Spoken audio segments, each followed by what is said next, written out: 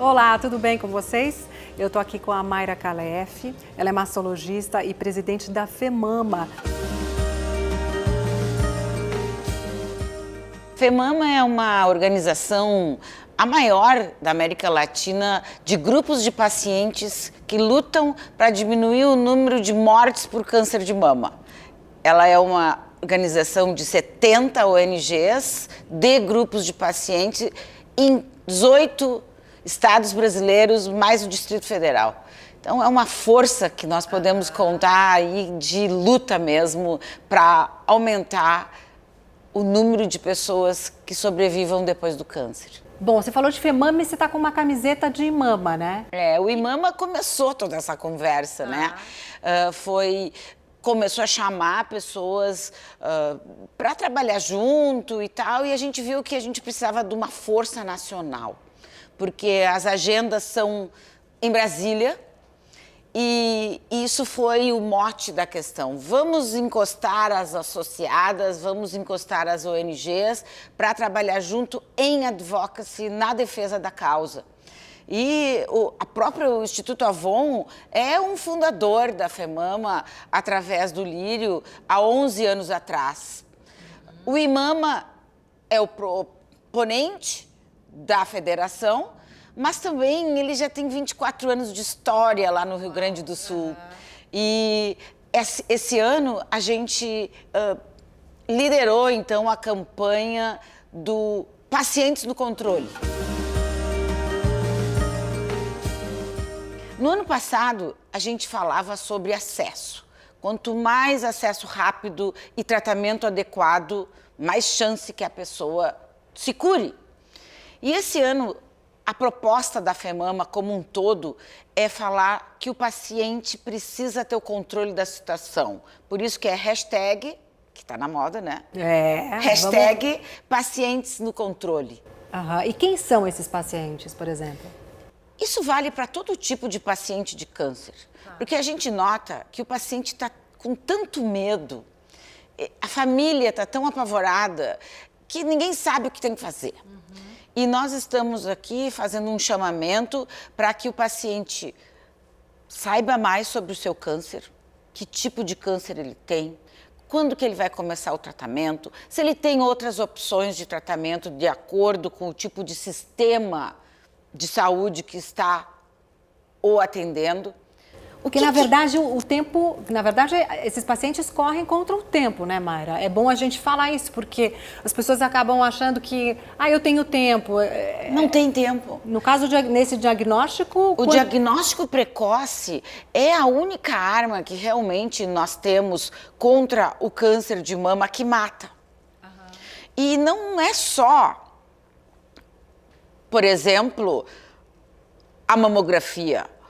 O autoconhecimento do corpo, que inclui conhecer a sua mama. Que é o autoexame, né? Também, mas a gente não está mais usando muito essa palavra exame para isso, porque exame... Não, mas é um exame no sentido de a pessoa se examinar, se palpar, se perceber, né? Se conhecer, se olhar no espelho, olhar o seu corpo, palpar a sua mama, sem o menor tabu ela com ela, porque muitas mulheres têm um tabu, que eu percebo, de elas com o próprio corpo delas. Então, acho que está na hora de a gente se tocar mesmo, né? Essa história do paciente no controle é exatamente isso. Ela tem que entender que ninguém melhor do que ela conhece a mama. Então, a qualquer momento, a qualquer dúvida, e às vezes tem que ir num médico, às vezes tem que ir no segundo médico, às vezes tem que procurar ajuda de qualquer jeito, até em organizações de grupos de paciente, falando com alguém, um par. A questão toda é que a mamografia, sendo feita de rotina, ela faz um diagnóstico mais precoce ainda do que a mão, tanto do médico quanto a mão da paciente. E em terceiro lugar, eu acho que esses controles de conhecer os riscos para doenças. Porque às vezes a gente diz assim, mas eu não sei como que eu posso me cuidar.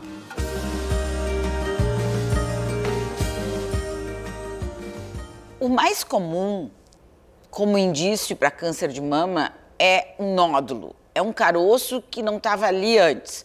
É alguma coisa que ela nota que mesmo depois da menstruação, para aquelas que menstruam, mesmo assim o caroço permanece e o caroço cresce. Está na hora de correr, está na hora de buscar ajuda. Outra coisa também que acontece às vezes, que você estava falando de se cuidar, de se conhecer, é na forma. Olhando no espelho, o bico está entrando, o mamilo está diferente. Aqui eu tenho uma retração quando eu levanto o braço, que é um repuxo. Tudo isso é sinal de alerta. Quer dizer, uma coisa que era diferente do que sempre foi. Pode ser isso? Claro. Meu seio está diferente do que sempre foi, então pode ser... Para saber isso, ela tem que saber como é que é. Com certeza, precisa se olhar, se conhecer, se tocar. Isso. Né? Uma aguinha que também constantemente saia pelo bico, sem apertar, sem fazer aquele apertão que a gente não recomenda mais. Tem que sair espontaneamente para a gente valorizar. E a outra coisa também que pouca gente fala, sabe, é essas coisas de desconfortos embaixo do braço, que é o tal caroço, gânglio, são os linfonodos que às vezes também são um sinal de alerta. A dor pode vir acompanhada de um câncer, mas pela dor a gente não fique tão apavorado, porque só em estágios mais avançados que tem dor.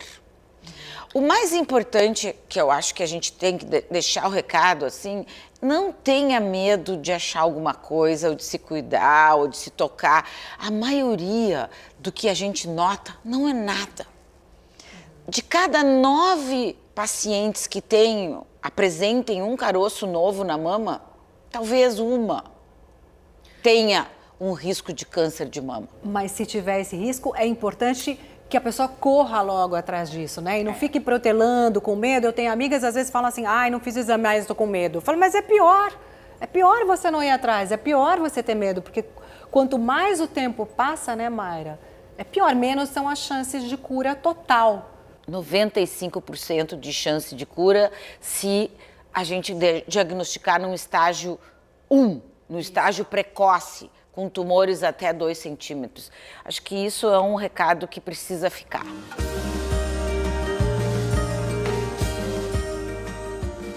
Primeiro que as pessoas procuram as associadas FEMAMA porque elas precisam de uma ajuda. A ajuda, às vezes, nem sempre é financeira. Às vezes é até um apoio psicológico, conversar com outras pessoas que estão passando por isso. Tem tanto acolhimento dentro dessas organizações que faz muita diferença. Nós estávamos falando antes do paciente no controle. Então, a gente falou o que o paciente pode fazer por ele, né? Não ter medo, buscar ajuda, fazer perguntas para o médico, ver os seus direitos.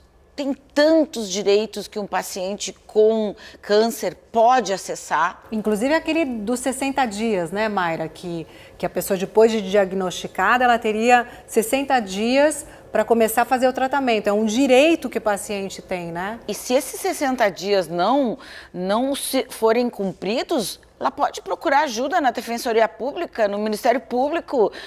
Isso é lei federal. Então, isso é importante. A outra coisa que eu acho importante é ver assim, o que os outros podem fazer pelo paciente. Então, a família, às vezes, se coloca, os amigos se ficam perdidos, eles podem fazer muito. Fica do lado, acompanha as consultas, ajuda na hora de ter que relembrar o que o médico falou. É pouco, mas isso tem um significado enorme. Mari, o que você mais ouve das mulheres que te procuram lá no FEMAMA? As mulheres estão apavoradas, né? Elas precisam de ajuda, elas não estão informadas. Acho que por isso que a gente se preocupou tanto esse ano em falar do paciente no controle, para essa coisa do empoderamento da mulher e enquanto paciente também. Porque não é só o doutor que sabe tudo. Ela tem que saber o que é melhor para ela.